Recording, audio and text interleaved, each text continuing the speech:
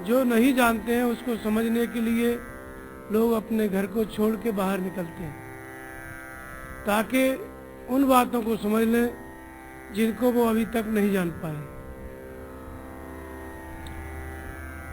ये इतने बड़े जो उत्सव होते हैं, मेला होते हैं, धार्मिक आयोजन होते हैं, उन सब में आने का केवल एक ही कारण है कि लोग उस सत्य को ढूंढते हैं जो उनके पास नहीं है। और हो सकता है कि इतनी बड़ी भीड़ में कोई न कोई सच्चे सद्गुरु, महापुरुष, तत्वदर्शी संत मिल जाए और उनकी शरण में जाने पर साधना की जागृति हो जाए, ये सब संयोग मिल जाए। इसलिए कुंभ मेला में सभी को आना भी चाहिए, संतों का दर्शन करना भी चाहिए और सत्संग भी सुनना चाहिए। ये सब इसी के लिए है। यदि महापुरुष मिल जाते हैं तो कुंभ मेला में आना सार्थक हो जाता है। नहीं मिलते हैं तब भी पुण्य अर्जित होता है, लेकिन मिल गए तो जन्म मृत्यु से छूटने का जो उपाय है उसकी जागृति हो जाती है, वो मिल जाता है। तुलसीदास जी ने कहा है भक्ति की शुरुआत कहाँ से होती है? प्रथम भक्ति संतन कर संग। पहली भक्ति कहाँ से शुरू होती है? संतों के संग से। संत क्या देते हैं? तो बताते हैं कि दूसर रत मम कथा प्रसंगा। दूसरी भक्ति है मेरी कथा में, मेरे प्रसंग में, गुणानुवाद में प्रेम।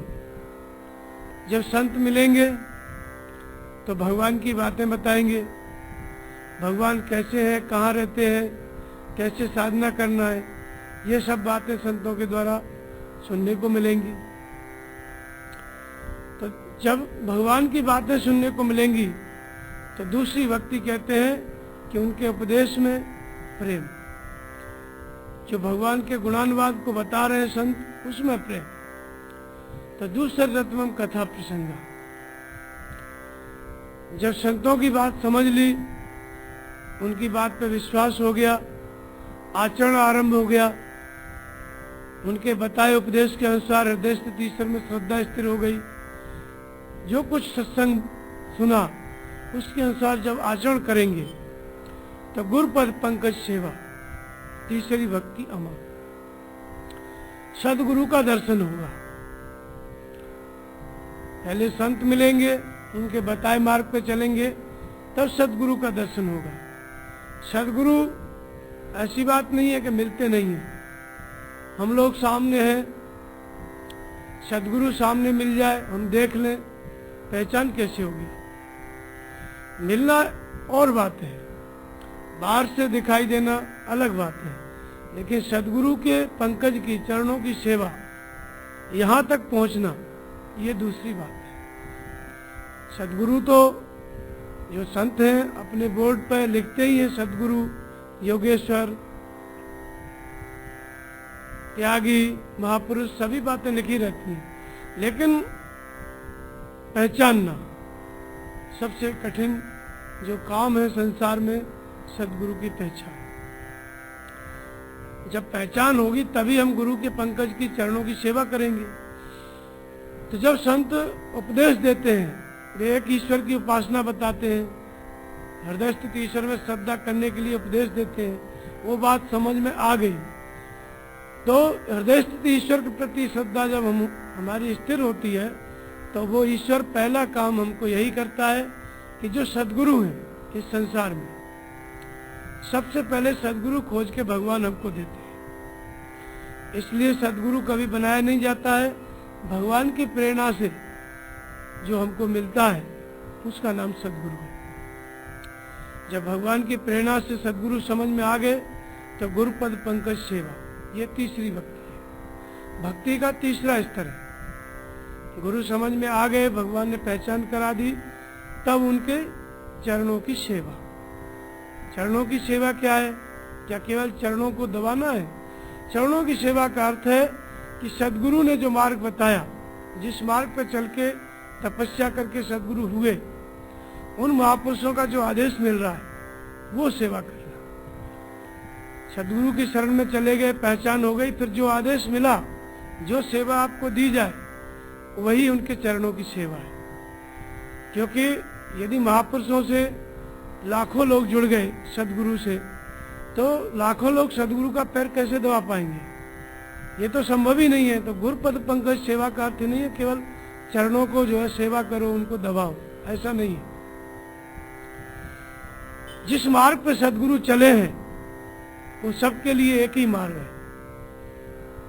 आरंभ आप करेंगे तो सेवा से ही आरंभ होगा, सुमिरन से ही आरंभ होगा। तो सदगुरु की सेवा, चरणों की सेवा का अर्थ है कि जिस मार्ग पे गुरु चले हैं उस मार्ग पे चलना, अर्थात उनके बताए अनुसार सेवा करना, सिमरन करना, जो आदेश मिला है उस पर अडिग रहना। तो सोई सेवक प्रियतम मम सोई, मम अनुशासन माने जोई। जो मेरे अनुशासन को मानता है, आज्ञा को मानता है, वही मेरा प्रिय सेवक है। तो सदगुरु के चरणों की सेवा क्या है? सदगुरु का जो आदेश मिला है आपको करने के लिए, उसी काम में लगना सदगुरु की सेवा है, चरणों की सेवा है। तो ये तीसरी भक्ति है। सदगुरु की पहचान हो गई, फिर वो सेवा बताएंगे, उस सेवा में लग जाओ। तो गुरुपद पंकज सेवा तीसरी भक्ति अमान। चौथी भगति मम गुण गण करें कपट तज गान। चौथी भक्ति का है भगवान के गुणों का गायन, कपट का त्याग करके। जब सदगुरु मिल गए, पहचान हो गई, उसके पश्चात सदगुरु भगवान को जागृत कर देते हैं। वह विधि बता देते हैं जिससे साधक भक्त भगवान के गुणों का चिंतन करने लगता है। सदगुरु मिलने के बाद ही ईश्वरीय गुणों का मनन चिंतन सही ढंग से हो पाता है। सदगुरु मिलने के पहले भी लोग भगवान को मानते हैं, कथा वार्ता होती है, सत्संग होता है, बहुत कुछ होता है, लेकिन जो सही ईश्वरीय चिंतन है, ईश्वरीय गुणानुवाद है, वो सदगुरु मिलने के पश्चात ही शुरू होता है। कैसे शुरू होता है? जब सदगुरु मिल जाएंगे, तत्वदर्शी महापुरुष मिल जाएंगे, तो जो जिस ईश्वर को हम पाना चाहते हैं वे उसकी जागृति कर देते हैं, और उसका जो मूल उपदेश है ब्रह्म विद्या, उसका उपदेश दे देते हैं बाहर से। तो साधक का सदगुरु मिलने के पश्चात उस ब्रह्म विद्या का चिंतन करना, ये भगवान के गुणों का गायन करना है। फिर भीतर से भगवान का जो आदेश उपदेश मिल रहा है, संकेत मिल रहा है, उस पर मनन करना, चिंतन करना, उसको समझना, यह ईश्वरीय गुणों का गायन करना है। तो चौथी भक्ति में क्या है? भगवान के गुण हमको देखने को मिलते हैं। तीसरी में क्या है? सदगुरु की पहचान होती है और सदगुरु के चरणों की सेवा मिलती है, उनके स्वरूप का ध्यान मिलता है।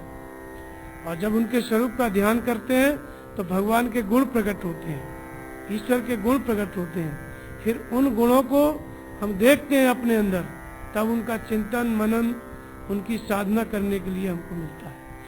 तो चौथी भगति में गुण गण, भगवान कहते हैं मेरे गुणों के समूह को करें कपट तज गान। कपट का त्याग करके उसका गायन करते हैं। गायन करने का अर्थ होता है चिंतन करते हैं, मनन करते हैं, उसको बोलते हैं, उसको सुनते हैं। राम राज्य में बात आती है, तुलसीदास जी कहते हैं कि राम ही सुमिरिय गाई राम है। राम का ही सुमिरन, राम का ही गायन और निरंतर राम का ही चिंतन, राम के गुण समूहों का ही चिंतन। तो सदगुरु मिलने के पश्चात ही ईश्वरीय गुण हमको समझ में आते हैं, ईश्वर समझ में आता है, उसके गुणों का फिर हम चिंतन करते हैं।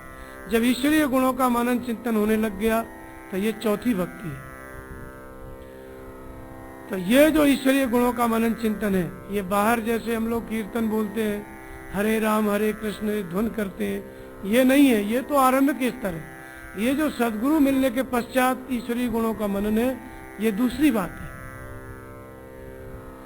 ये ब्रह्म विद्या का मनन चिंतन है, भगवान के आदेश को समझना, उस पर चलने की चेष्टा, यह ईश्वरीय गुणों का मनन चिंतन।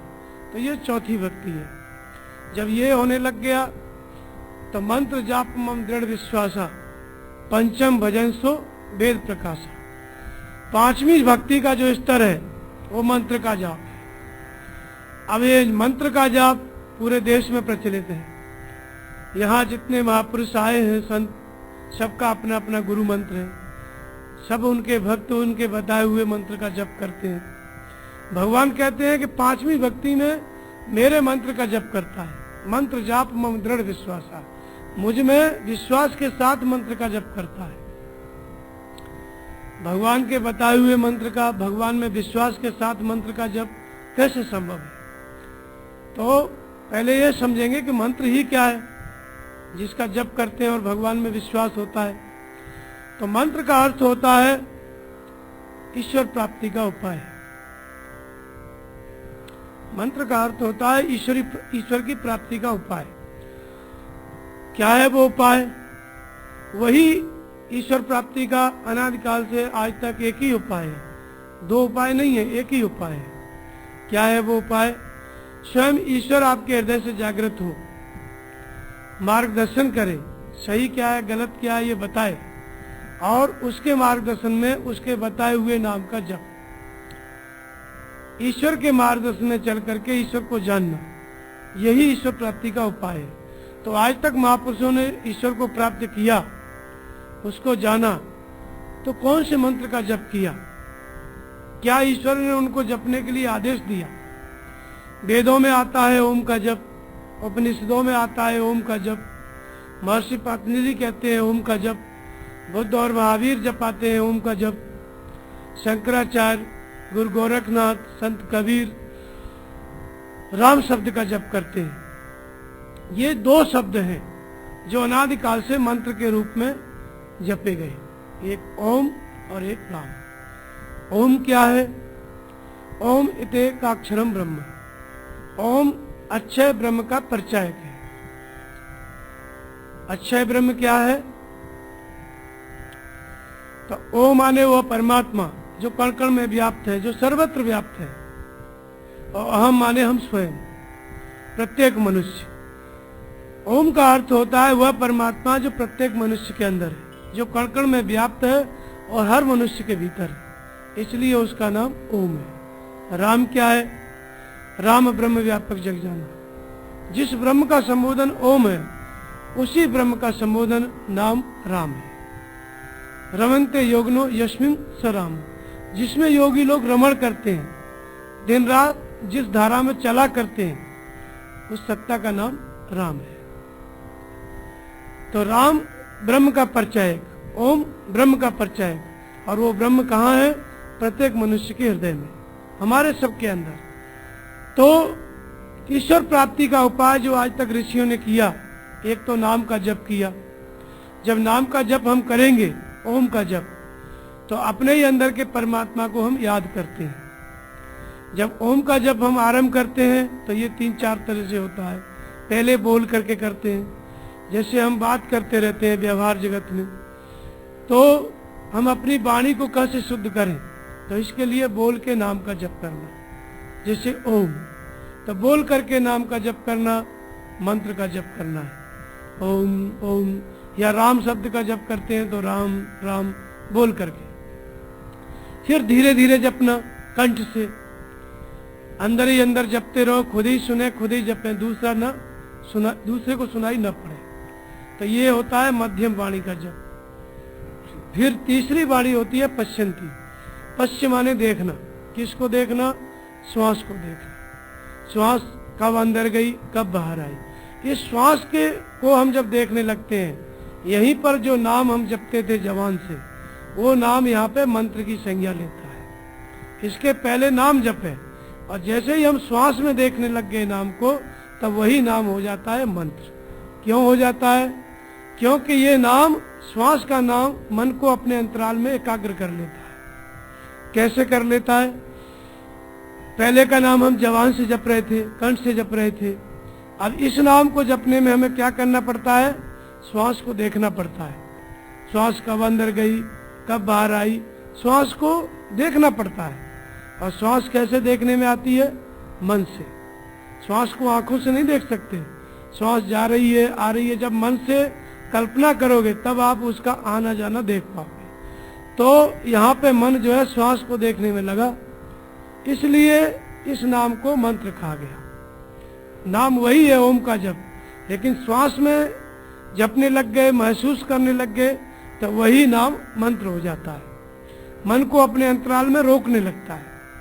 तो इसी मंत्र के जप को विश्वास के साथ करना पांचवी भक्ति है। भक्ति का पांचवा स्तर है।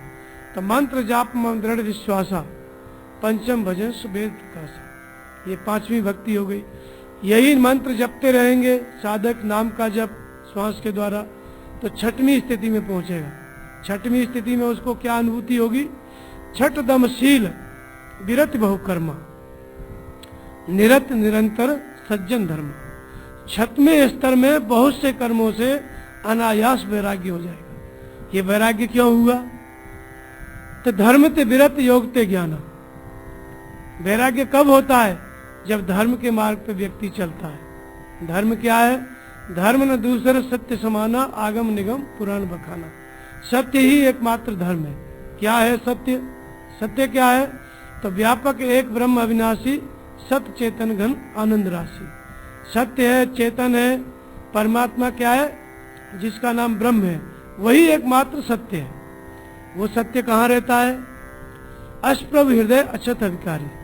वह परमात्मा, वह सत्य, वह धर्म हमारे सबके अंदर रहता है, हृदय में रहता है, हमारे मन में रहता है। सकल जीव जगत दीन दुखारी। तो छठ दमशील विरत बहुकर्मा। वैराग्य कब होगा? जब हृदय स्थित ईश्वर में श्रद्धा स्थिर करेंगे, उसको हम धारण करेंगे। किस विधि से? नाम जप के द्वारा। ये हृदय का ईश्वर कब प्रकट होता है? नाम निरूपण नाम जतन से, सो प्रकट जिम मूल रतन से। नाम का जप करते हैं तब जो धर्म है, जो सत्य है, जो चेतन है, आनंद की राशि है, वो नाम के जप से प्रकट होता है। तो कौन सा हमने धर्म धारण किया? नाम का जप। नाम जपते जपते जब मन श्वास में रुकने लग गया, श्वास को हम देखने लग गए, तब हमारे अंदर क्या है? वैराग्य। वैराग्य आने लगता है। वैराग्य होता क्या है? जैसे हम जिन वस्तुओं को देखते हैं, जिन शब्दों को सुनते हैं, हमारा उसमें राग हो जाता है। कोई भी वस्तु हमको प्रिय लगती है तो होने लगता है कि ये वस्तु और चाहिए, इसको कहते हैं राग। वैराग्य क्या है? जो वस्तु प्रिय लग रही है उसकी भी इच्छा न हो। जो वस्तु दिखाई पड़ रही है, अच्छी भी लग रही है, फिर भी मन संकल्प न करे कि ये चाहिए। दिखाई भी दे रहा है सब सामान, सुनाई भी पड़ रहा है सब कुछ, लेकिन मन में विचार नहीं आ रहा है, मन में कल्पना नहीं आ रही है, मन में उसे पाने की इच्छा नहीं हो रही है। इसका नाम वैराग्य है। ये वैराग्य कौन से स्तर में आता है? छठवें स्तर में, भक्ति का छठवां स्तर। और वो किस परिस्थिति में आएगा? जब श्वास से हम नाम जपेंगे तब। जबान से नाम जपेंगे, कंठ से नाम जपेंगे, जब श्वास को देखने लगेंगे। श्वास अंदर गई तो ओम, बाहर आई तो ओम। जब श्वास में मन रुक गया तब वैराग्य का भाव आएगा। तो जानिए तबहि जीव जग जागा, जब सब विषय विलास फिरागा। जब नाम जप में मन लग गया तो वैराग्य क्यों हुआ? क्योंकि जो मन दूसरे बातों को जप रहा था वो नाम जप में लग गया। तो जितनी देर तक मन रुक गया उतनी देर तक दूसरी वस्तुओं से अलग हो गया। और अलग हो गया 10 मिनट के लिए, तो वस्तुओं से, संसार से अलग होने का जो स्वाद होता है, जो आनंद होता है, वो उसको मिल गया। जब वो आनंद मिल जाता है तो दूसरी विषय वस्तुओं से वो डिस्कनेक्ट होने लगता है, दूर होने लगता है, उसे अच्छी नहीं लगती है। तो इसलिए इस श्वास के जप से धीरे धीरे बहुत से कर्मों से वैराग्य होने लगता है।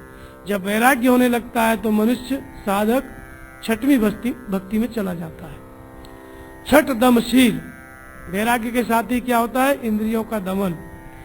इसलिए हनुमान जी को क्या कहा गया है? बाल ब्रह्मचारी। हनुमान जी क्या हैं?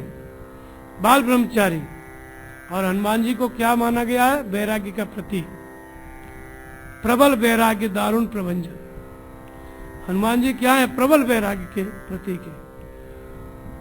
मान और अपमान का हनन करना। वैराग्य को, जिसके अंदर वैराग्य होता है उसके अंदर कौन कौन सी भावनाएं होनी चाहिए? जो वस्तु दिखाई पड़ रही है, सुनाई पड़ रही है, दिखाई दे, सुनाई दे, लेकिन मन में कल्पना न हो।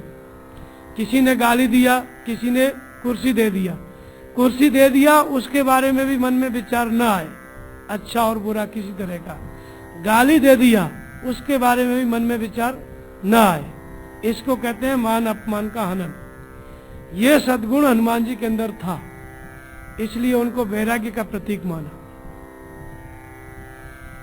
तो जब इंद्रियों का दमन होता है, मन का शमन होता है भक्ति के 6वें स्तर में, तो ये वैराग्य प्रकट होता है। जब वैराग्य प्रकट हो गया तो जो श्वास का जप तो हो ही रहा था, अब वैराग्य के साथ हो गया।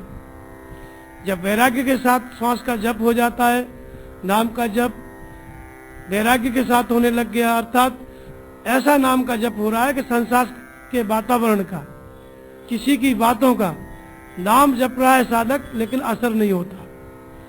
कोई अच्छा कहे, बुरा कहे, गाली दे, कुछ भी दे, कोई असर नहीं। तो इसी को तुलसीदास जी और ढंग से कहते हैं कि सम मान निरादर आदर ही सब संत सुखी विचरंत मई। मान, आदर और निरादर को समान समझ के सभी संत इस पृथ्वी पर विचरण करते हैं। अर्थात जो मान और अपमान को समान समझ के विचरण करता है, उसी का नाम संत है। संत की एक छोटी सी यहाँ परिभाषा भी है कि जो मान और अपमान को न मान से न अपमान से बिना प्रभावित हुए इस संसार में विचरण करता है, वही संत है। तो सम्मान निरादर आदर ही सब संत सुखी विचरंत मई। वैराग्य के साथ जब नाम जप होने लग गया, तब साधना और प्रगाढ़ हो जाती है, ध्यान और समाधि की स्थिति आने लगती है। इसके बाद 7वां स्तर होता है भक्ति का। 7वां स्तर कौन सा होता है? सातम सम मोय मैं जग देखा, मोते अधिक संत कर लेखा। 7वें स्तर में क्या अनुभूति होती है? भगवान दिखने लगता है। जो पहले संतों का संग किया साधक ने, फिर ईश्वरीय गुणों का चिंतन करता था, फिर नाम का जप किया, मंत्र का जप किया विश्वास के साथ, फिर वैराग्य हुआ, और वैराग्य के साथ नाम जपते जपते कैसी स्थिति आ गई? सातम सम मोय मैं जग देखा, संसार में भगवान दिखने लगा। तुलसीदास जी को जब ये स्थिति आई तो उन्होंने कहा कि स्वर्ग नरक अपवर्ग समाना, जहां तहां देख धरे धन भाना।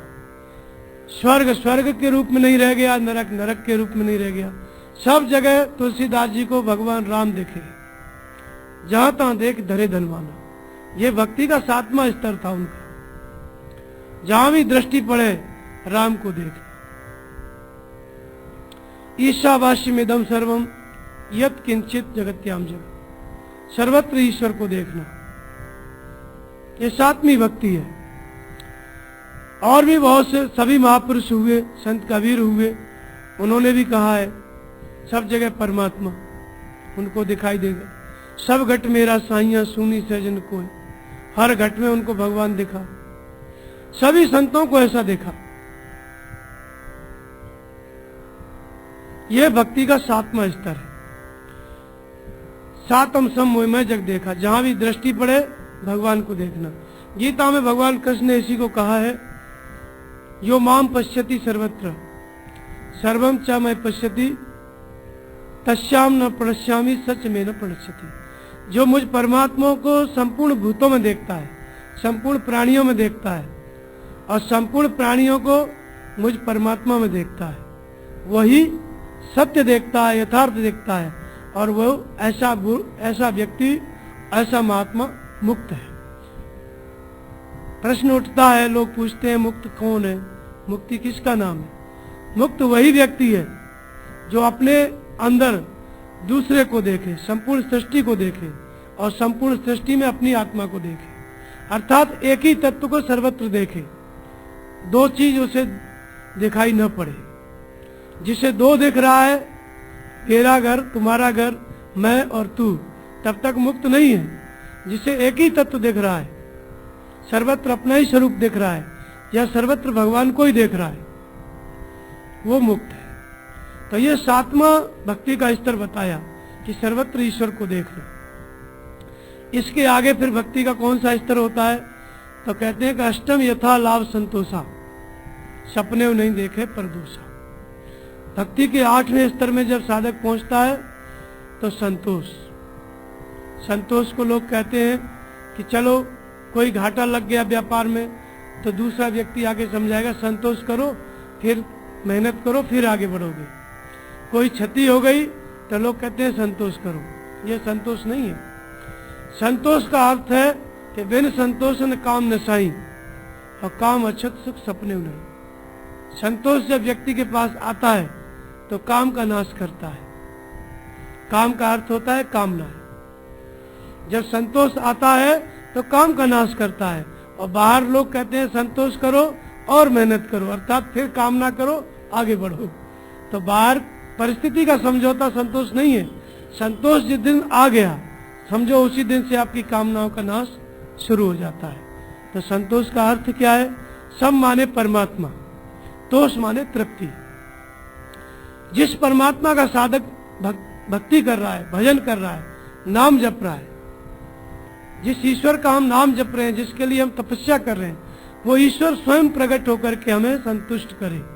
भगवान बताएं कि तुम्हारा नाम जप सही है, तुम्हारा रहना सही है, तुम्हारा चलना सही है, तुम्हारा देखना सही है, सब कुछ तुम्हारा संतुष्ट है, नियमित है। भगवान आकर के बताएं प्रेरणा करके। साधक भजन करे, नाम जप करे, और भगवान उसके नाम जप को, ध्यान को स्वीकार करें। साधक प्रार्थना करे, भगवान उसकी प्रार्थना को स्वीकार करें। साधक प्रार्थना करे, साधक जो कुछ भी हलचल साधक के अंदर हो, भगवान तुरंत उस पर अपना हस्ताक्षर करें। हर विचार पे भगवान बताएं कि ये गलत है, ये सही है, ऐसे रहना है, ऐसे नहीं रहना है। ऐसी परिस्थिति में जब साधक आ जाता है 8वें स्तर में, तब जाकर के उसको संतोष प्राप्त होता है। तो संतोष प्राप्त होने का अर्थ है जैसे भगवान रखना चाहेंगे वैसे ही साधक को रहना पड़ेगा, और जैसे भगवान रखना चाहते हैं उसी तरह से जो साधक रहता है वो 8वें स्तर में पहुंचा हुआ भक्तिमान साधक है। भक्ति के 8वें स्तर में चला गया। तो अष्टम यथा लाभ संतोषा, सपने नहीं देखे पर दोषा। जब संतोष किसी को प्राप्त हो जाता है तो उसके अंदर और कौन सा गुण आता है? सपने नहीं देखे पर दोषा। इसके पहले स्थिति क्या रहती है? हम सभी लोग एक दूसरे को देखते रहते हैं, चाहे ग्रस्त हैं चाहे विरक्त हैं, हमारी दूसरे पर दृष्टि रहती है, वो फलाना ऐसा कर रहा है। अपने को हम नहीं पढ़ेंगे, जो सामने दिख रहा है उसको हम पढ़ते रहते हैं, दूसरे का अध्ययन। लेकिन यहाँ आने पर अपना अध्ययन, दूसरे में दोष दिखेगा ही नहीं, और दोष होंगे भी तो भी उसकी दृष्टि गुणों पे पड़ेगी। कैसे पड़ेगी? जैसे भगवान दत्तात्रेय जब इस स्थिति में आए, साधना की भक्ति के जब 8वें स्तर में आए, तो उन्होंने 24 गुरु बनाए।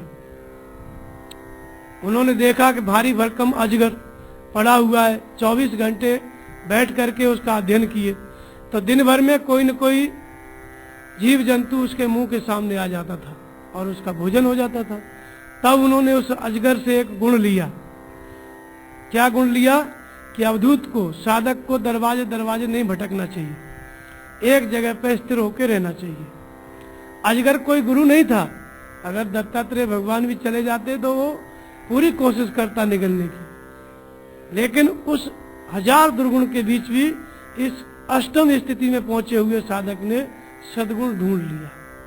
ये 8वीं भक्ति के स्तर का साधक की पहचान है। ऐसे ही उन्होंने एक चील को देखा, चील मांस का टुकड़ा लेके उड़ रही है, पीछे कई चीलें उसका पीछा कर रही हैं आकाश में। जब उनकी नजर पड़ी तो ये सब दृश्य था। चील ने मांस का टुकड़ा नीचे गिरा दिया, सभी चीलों ने उसका पीछा छोड़ दिया, और बड़ी आनंद के साथ वो चील आकाश में उड़ने लगी, मंडराने लगी। तब दत्तात्रेय भगवान ने कहा कि चील में भी एक बहुत बड़ा गुण, अवधूत को संग्रह रहित होना चाहिए, संग्रह नहीं करना चाहिए।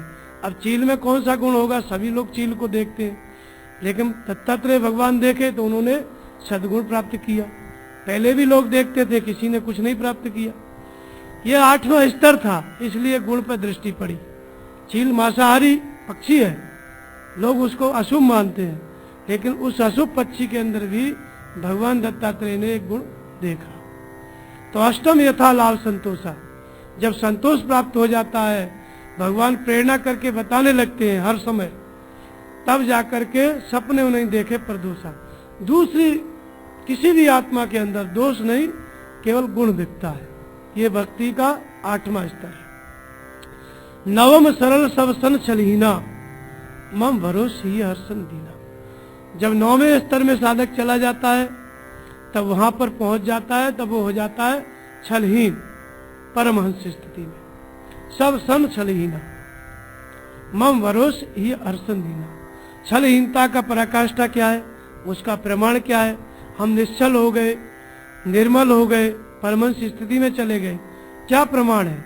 मम भरोस ही हर्षन दीना, पूरी तरह परमात्मा के ऊपर समर्पित, परमात्मा का भरोसा पूरी तरह से। खाना पीना, उठना बैठना, चलना सोना जागना, सब कुछ भगवान के संकेत पर हो जाता है। जब महापुरुष इस स्थिति में जाता है भक्ति के 9वें स्तर में, तो वो कोई भी वस्तु, कोई भी कुछ भी उसके सामने पड़ता है, हर समय भगवान बताते हैं कि इससे बात करना है कि नहीं, इसको ग्रहण करना है कि नहीं, यहाँ चलना है कि नहीं।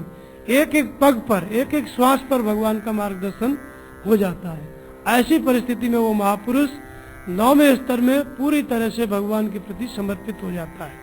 जिस स्थिति में माता सबरी थी, इसी 9वीं स्थिति में थी। तभी भगवान ने कहा कि पुरुष नपुंसक नारिवा जीव चराचर कोय, सर्व भाव भज कपट मोय परम प्रिय सोय। 9वें एकौ जिनके होई, नार पुरुष सचराचर कोई, सोई अतिशय प्रिय भामिन मोरे, सकल प्रकार भगत दृढ़ तोरे। माता सबरी में भगवान राम ने कहा कि 9वें से भी कोई भी जीव किसी एक स्तर पे है, कोई किसी दूसरे स्तर पे है, किसी भी स्तर पे कोई भी साधक है, वो मुझे प्रिय है। लेकिन तुम्हारे अंदर तो सब सकल प्रकार संपूर्ण भक्ति तुम्हारे अंदर है, 9 स्तर तुम्हारे अंदर आ गए हैं, इसलिए तुम मुझे प्रिय ही नहीं अत्यंत प्रिय हो। तो माता सबरी के झूठे वेर भगवान राम ने खाए। वहां झूठा सही कुछ नहीं होता है, माता सबरी का मुख भगवान का मुख हो गया, क्योंकि 9वें स्तर में यहाँ पर भगवान और भक्त एक हो जाता है। महर्षि वाल्मीकि ने कहा है कि सोई जाने जे देव जनाई, और जानत तुम्हें तुम्हें हो जाए। जिस दिन से भक्ति शुरू करता है साधक, उसी दिन से भगवान को जानना शुरू होता है। कौन जनाता है? भगवान से कह रहे हैं कि सोई जाने जे देव जनाई। जिसे भगवान आप जना दो, समझा दो, वही आपको जानता है। और जानने के बाद क्या होता है? जानत तुम्हें तुम्हें हो जाए, तुम्हारा ही स्वरूप हो जाता है।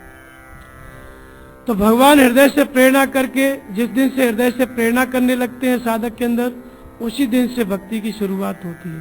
प्रेरणा कब होती है? जब संत मिलते हैं, उनका संग मिलता है, सदगुरु मिलते हैं, उनके चरण ध्यान में आते हैं, तब वहां से भगवान प्रेरणा शुरू करते हैं।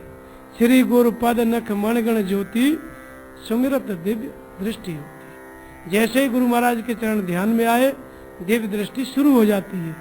दिव्य दृष्टि अर्थात ईश्वरीय प्रेरणा, भगवान का निर्देशन, भगवान को का अपना समझाना। दिव्य दृष्टि का अर्थ होता है कि स्वयं भगवान भक्त को अपने को समझाने लगते हैं कि मैं कैसे कण कण में व्याप्त हूँ, मैं कैसे सबके अंदर हूँ। ये बात भगवान पढ़ाने लगते हैं, समझाने लगते हैं। इसी को महर्षि वाल्मीकि कहते हैं कि सोई जाने जे देव जनाई। वही आपको जानता है जिसको आप जना दें, समझा दें, और जानत तुम्हें तुम्हें हो जाए। तो दिव्य दृष्टि आई, भगवान की प्रेरणा से हम भगवान को जानने लगते हैं, ध्यान करने लगते हैं, चित्त एकाग्र होने लगता है।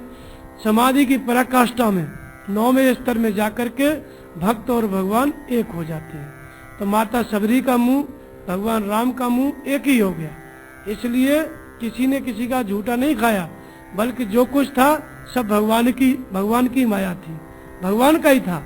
देर भी भगवान था, सबरी भी भगवान थी, और राम भी भगवान, एक ही चीज थी, दो था ही नहीं वहां पे। तो इसलिए भगवान का ही मुख हो गया सबरी का मुख।